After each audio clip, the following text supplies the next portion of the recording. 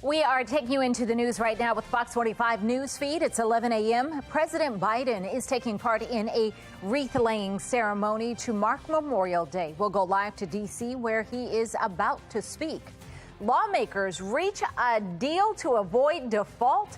The agreement the two sides are making. And topping your local news, Baltimore is now enforcing its youth curfew. But will it work? Why some are skeptical that it will help curb crime. Fox 45 News Midday starts now. Live from WBFF in Baltimore, this is Fox 45 News Midday. Thanks for joining us for Fox 45 News Midday. I'm Patrice Sanders. It is Monday, May 29th, Memorial Day. It is a day to honor the men and women who made the ultimate sacrifice. Delaney Valley Memorial Gardens is hosting its annual Memorial Day ceremony.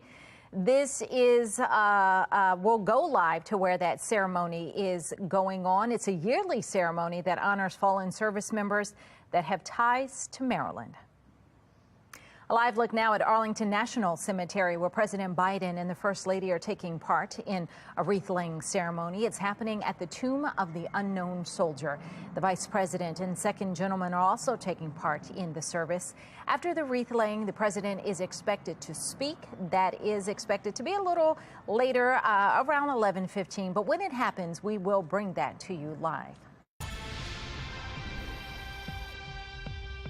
I really have high hopes that it will work. It's unbelievably poorly thought out. We are still addressing this as if we live in some type of utopia where our children are going home to hot meals, a sober mom, a sober dad, a functioning household. The first weekend of curfew enforcement for young people in Baltimore has come to an end, and it's getting mixed reviews. The enforcement is part of Mayor Brandon Scott's strategy to keep kids engaged and away from danger this summer. But as Shannon Lilly shows us, some are skeptical that it will work. Yeah, so the city has identified several locations where young people tend to gather, one of them being right here in Fells Point. And so they plan to especially have more officers and social workers ready to engage with them here and in the Inner Harbor as well as Federal Hill. But so far, what we've seen from the first weekend of this plan are empty youth connection centers during hours prone to violence. And we've also seen continued juvenile crime around the city during curfew hours. In fact, on Friday night, there was a possible carjacking. Take a listen. Suspects, 2 no more males wearing all black clothing between the age of 16 to 17. Robbery involving a group of individuals, juvenile males. So that other incident you just heard there was from Saturday. But remember how the plan will work. Youth will be asked to leave on their own if they're spotted out past curfew hours or taken by bus to a youth connection center where the city will supply food and games. But the youth can simply refuse to go. So we spoke with community activist Kenji Scott. He says the connection centers don't focus on the root problem of juvenile violence. Meanwhile, on Saturday, we pressed Mayor Brandon Scott about the first day of his plan and how he thought it was going. We didn't have any major incidents with our young people. We know people got the message. It shouldn't be called a curfew. It shouldn't be called nothing. What's the real purpose of the curfew if it's not enforceable, if it's not punitive? Meanwhile, Baltimore police are not saying if those suspects involved in that possible carjacking are juveniles or if any arrests have been made. Reporting from Fells Point, I'm Shannon Lilly, Fox 45 News. 10 young lives have already been lost in Baltimore this year. The youngest, just 12 years old, Jalen Richards, was killed last month. Many of the victims, like Deontay Dorsey, were shot and killed right near their schools. Another 40 young people have survived shootings this year. A community activist who has worked with Baltimore City children and families for years says, given the amount of juvenile violence we've seen this year, the city's summer plan just doesn't meet the urgency of the problem. That shows our young people that they aren't important enough for us to value a tactical plan, a strategic plan under a state of an emergency. This is something in 2013, when the mayor was standing by my side with the 300 Men March movement, we were pushing for city government to do then. So I don't understand now with Brandon Scott being in power, having the authority. Well, we want to hear from you. Are you confident in the plan from Mayor Scott to address youth crime this summer? So far, 95% of those who have voted say no. You can head to foxbaltimore.com/vote to weigh in. Elsewhere in a city in crisis this week, the City Council will begin budget hearings with the city's final budget due by June 26. Now, over the next several days, council members will hear from city agencies about their budgetary needs. Baltimore City has less money at its disposal than thought. It has to pay $67 million more than planned for the Blueprint for Maryland's Future, or the Kerwin plan. The mayor plans to pull that money from the city's surplus. It was a gut punch. What we've been discussing with them and what we've heard is a open and willingness to look at how we can look at the formula. It's not what the governor or anyone expected us to be having at this point. Now, the most high-profile hearing this week is expected to be the Department of Public Works. The mayor's budget proposal includes funding for 10 new solid waste crews with the goal of getting people hired and working by January. The budget also requests a nearly 40% increase for upper-level management, some of whom already bring home six-figure salaries. The overall waste removal and recycling budget is only requesting a 7% increase, even as the city has been struggling to collect recycling on a weekly basis. Councilman Yissi Slifer says that money is being misplaced. Instead of seeing the DPW executives' salaries ballooning, what I'd like to see is that same 40% increase go to the workers at DPW, the ones who are actually doing the work. The councilman argues the mayor's $10,000 recruitment and retention bonus just isn't enough to encourage overworked and underpaid city employees to stay. The councilman also raising alarm bells over the mayor's Clean Core program, which will give $15 million to city nonprofits to clean up neighborhoods, saying that money should go instead to DPW itself. The city council will have the chance to add or cut money from the budget this year because of a charter amendment that voters approved in 2020. Fox 45 News will be following that process closely. Still ahead on Be More Lifestyle, we'll take you inside the kitchen for some fun, creative cooking ideas to try out this summer. From main dishes to sides, we'll cover it all. It is the unofficial start to summer, but will pools be able to open? We're going to take a deep dive into the nationwide shortage of lifeguards and what's causing it. And new developments about a mid-air scare. A man opens a plane's emergency exit while the plane is still in the air. Changes the airline is announcing is coming up. Under mostly cloudy skies today, we are tracking at least a few afternoon showers for your Memorial Day Monday. Temperatures, though, staying near average for this time of year. You can see our forecast, 80 today. We drop to the upper 50s tonight, and then back to the mid to upper 70s on Tuesday, so a little bit cooler. We're tracking some hotter numbers as we head into the week. We'll break that down for you coming up. Fox 45 News, winner of 17 2022 Regional Emmy Awards, more than all other Baltimore news stations combined.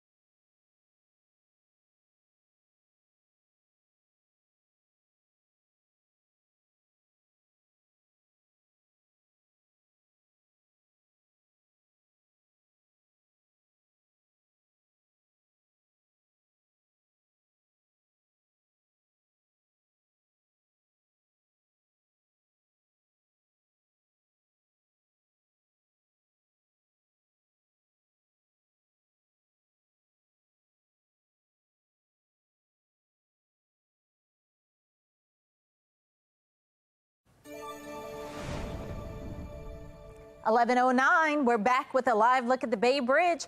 Traffic is expected to be heavy today as a lot of people are heading back from the beach.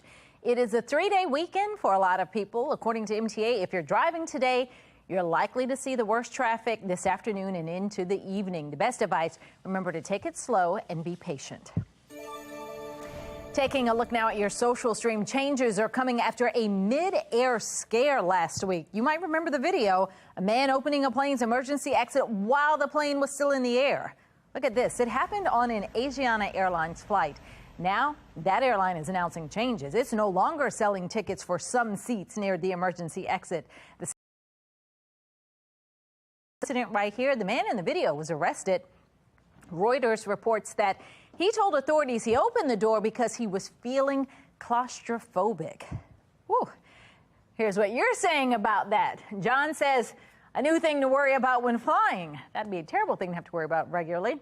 And Stephen, it can only happen at low altitude when the pressure is equal. Scary and can cause injuries, but not something to really be afraid of. I'm going to differ with you there. All right, the State Farm Insurance Company is no longer insuring new homes and other properties in California. The company is blaming wildfires and rebuilding costs. The new policy began Saturday. State Farm says the change will not affect existing customers. State Farm now becomes the second insurance carrier to stop insuring homes in California. Reaction to this, just one person simply saying, not good. Another saying, if anyone understands the financial cost of climate change, it's insurance companies. Memorial Day marks the official start of the summer swimming season, but an ongoing shortage of lifeguards is keeping more than 100,000 pools across the country closed or under limited hours. That's according to the American Lifeguard Association, which says the shortage creates a dangerous risk for families over the summer. Several cities and states are launching incentive programs in hopes of finding new recruits, like in Philadelphia, where Temple University students can get college credit for lifeguarding, or in Austin, Texas, which simply increased their wages. Mixed reaction. You've got one, Maxwell, saying kids don't work. They'd rather be on their phones, then complain later about how they don't make enough money to live. Starts with parenting and preparing your kids for the real world. And then another person saying there's no such thing as a labor shortage. There's only underpaying for said labor. Well, still ahead, breaking news out of Russia. U.S. senator is named to Russia's most wanted list. What the Republicans said that caught the attention of the Kremlin. And a debt deal in D.C. President Joe Biden and House Speaker Kevin McCarthy come to an agreement, but will the two parties sign it? We're going to look at the concessions on both sides. And coming up later today at noon, it's Karamo. Then at 1, it's Sherry, followed by Hot Bench at 2. Then at 3, it is the Coca-Cola 600 live from Charlotte Motor Speedway in Concord, North Carolina. 11:12 now on Fox 45 News Midday.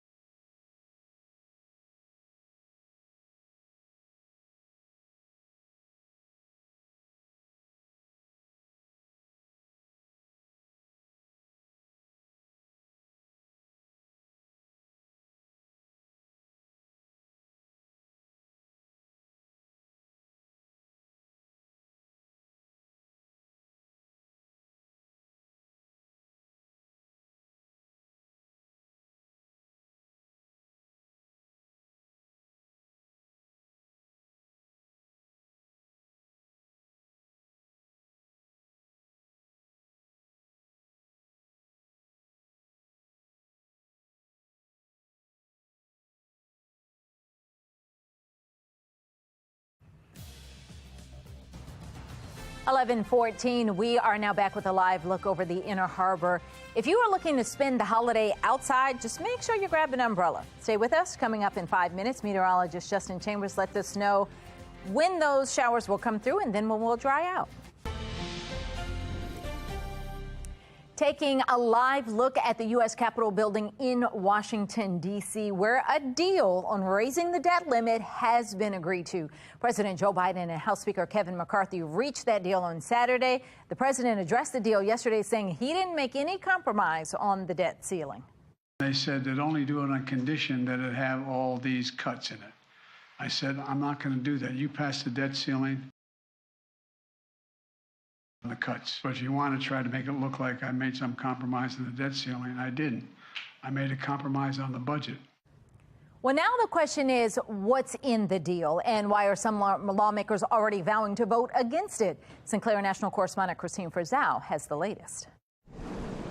It was a deal Democrats didn't want to have to make, but with Republicans in the majority in the House had no choice but to take. There were no wins for Democrats. There is nothing after the passage of this bill that will be more liberal or more progressive than it is today. It's a remarkable conservative accomplishment. It stemmed from a long list of conservative demands and resulted in a freeze in non-defense spending, plus the clawing back of $29 billion in unspent COVID aid and $1.9 billion for the IRS to be used to hire more agents, plus new measures to speed up environmental reviews of some energy projects and work requirements for some who receive SNAP or food stamps, though it expands food stamp eligibility for veterans and the homeless. Is it everything I wanted? No, but we don't control all of it. But it is the biggest rescission in history. It is the biggest cut in Congress has ever voted in that process. Still, some conservative Republicans are pushing back. Congressman Ralph Norman calling it insanity. Congressman Bob Good tweeting, no one claiming to be a conservative could justify a yes vote. Now we're hearing many Democrats are breathing a sigh of relief that they didn't lose more in terms of cuts to programs they support. But as to whether they'll actually vote for the deal, that is the next battle expected to play out in the coming days. I'm tempted to say no, I'm in no vote, because as the speaker said, there is absolutely nothing for the Democrats in these things. And oh, by the way, do I really want to validate a process which at the end of the day is a hostage-taking process? And it's not just the progressives. Across the ideological spectrum, including problem solvers, by the way, people feel that this is bad policy. Still, President Biden asking both the House and the Senate to pass the legislation and move on, with leaders now tasked with selling it to get enough votes to be signed into law by June 5th, the day the Treasury Secretary says the government will run out of money. I'm Christine Frizzell reporting. Making headlines, Russia is naming a U.S. senator to its most wanted list. South Carolina Senator Lindsey Graham is now a wanted man in Russia. The headline from the Associated Press reading, Russia issues arrest warrant for Lindsey Graham over Ukraine comments. Russia's Interior Ministry put Graham on that wanted list. The move comes after Ukraine's presidential office released a video of Graham's meeting with Volodymyr Zelensky on Friday. Graham was shown in that video saying, quote, the Russians are dying and that U.S. aid to the Ukraine was the best money we've ever spent. Pope Francis is returning to his appointments after battling a fever Friday. The Pope was seen Saturday smiling and waving at well-wishers. Earlier, the pontiff held a number of private meetings, including with visitors from Georgetown University who were in town for a conference.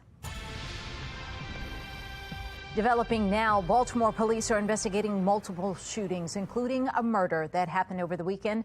A 38-year-old was killed Saturday near Clifton Park. Sunday, a second man was hurt in a shooting in South Baltimore. And just a few hours later, a man was shot in Northeast Baltimore.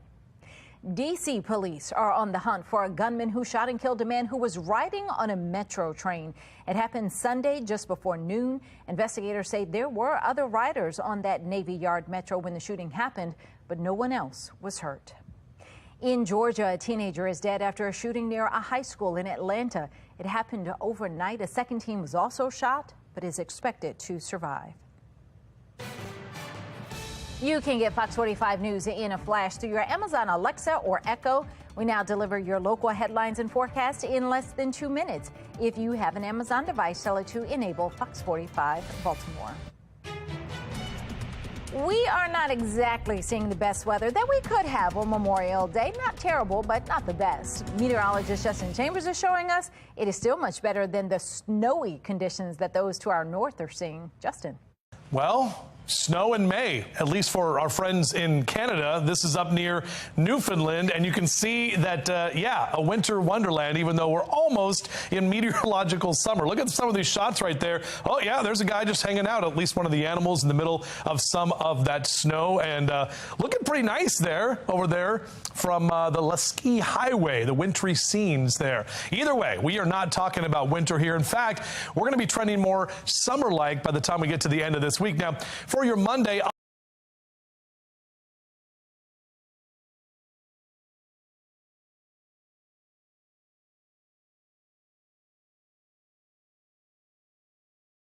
hour. We'll keep the clouds around. We do have the chance for a few showers. We're not looking like a lot of rain is going to be rolling in, but at least a few of those pop-up showers staying with us. So just be aware of that if you're outside. 8:25 is when that sun goes to bed tonight.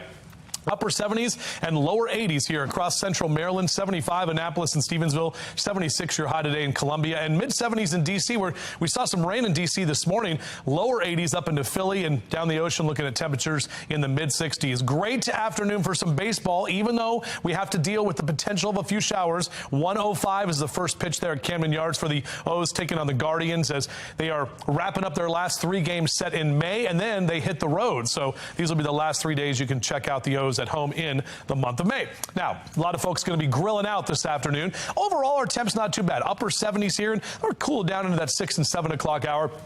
Our future scan, this looks a little bit overdone, but we will have at least that moisture potential and a couple of those stray showers through the middle of the afternoon. Clearing out by the evening time. Tuesday also is looking drier now, as is Wednesday, but then we start heating up. You can see in your 10-day forecast, mid-80s on Thursday, lower 90s potentially on Friday before we'll be back to the upper 80s Saturday, and then we'll cool off a little bit into Sunday and Monday of next week. But overall, not too bad. Meteorological summer starts on Thursday. All right, Justin, thank you. Still ahead, if you are grilling today, you'll want to do it safely. Coming up, 3 food safety tips when it comes to grilling and leftovers. The TSA is reporting pre-pandemic levels of traffic this holiday weekend. We'll take a closer look at the numbers coming up. 11:22 now on Fox 45 News Midday.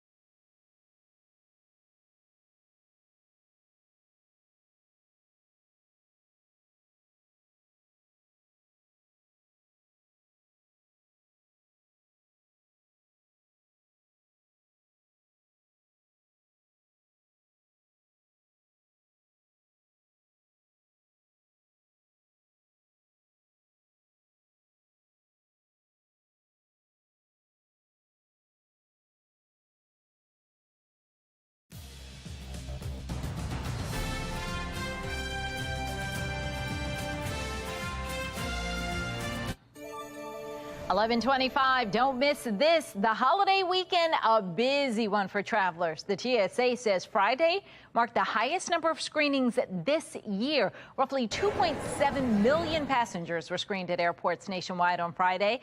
That's a slight increase from Thursday, when the TSA reported screening more than 2.6 million passengers. That was the highest single-day number since Thanksgiving of 2019. The TSA administrator said earlier this week that the agency expects to screen 10 million passengers over the entire. When it comes to flying, more travelers are resorting to what's known as skip lagging to score cheaper tickets. They're buying tickets with a layover in the city that they want to go to and then just skipping the second half of the flight. It can often be cheaper than buying a direct flight, especially if the connecting flight is in a larger city than the final destination. But be careful how often you do it. Some airlines track when passengers skip lag, and they'll go back and charge you the higher fee or even ban you.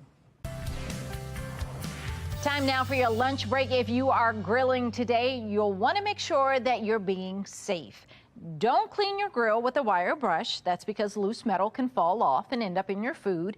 You should thaw meat inside a refrigerator to prevent foodborne illnesses, and make sure you're cooking your meat all the way through. Now, if you have leftovers, you may find yourself wondering how long you can keep them. Doctors at Patient First say that it's best to follow these tips. Make sure you refrigerate leftovers within 2 hours of serving them. You'll want to store them in airtight containers, and anything you're not going to eat within 4 days, just go ahead and freeze.